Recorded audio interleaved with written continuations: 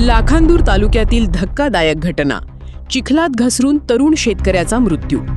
लाखांदूर तालुक्यातील कुडेगाव येथे शेताकडे जात असताना झालेल्या दुर्दैवी अपघातात एका 30 वर्षीय तरुण शेतकऱ्याचा मृत्यू झाला. ही घटना शुक्रवार 1 ऑगस्ट रोजी सकाळी सुमारे 9 वाजताच्या सुमारास डाव्या कालव्याजवळ घडली. मृत शेतकऱ्याचे नाव प्रमोद ईश्वर ठाकरे, वय 30 वर्ष असे असून ते शेतीच्या कामासाठी आपल्या शेताकडे जात होते. प्राथमिक माहितीनुसार कालव्यालगत चिखल असल्याने त्यांचा पाय घसरला आणि ते कालव्यातील चिखल व पाणी असलेल्या खड्ड्यात पडले. त्यानंतर त्यांचा मृत्यू झाला.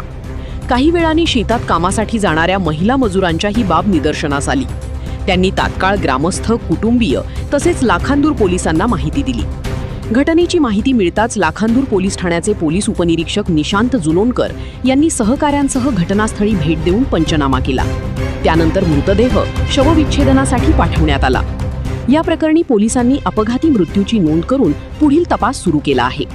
प्रमोद ठाकरे हे आपल्या कुटुंबातील शेतीची जबाबदारी सांभाळणारे तरुण शेतकरी होते. त्यांच्या आकस्मिक निधनामुळे कुडेगाव परिसरात हळहळ व्यक्त करण्यात येत आहे.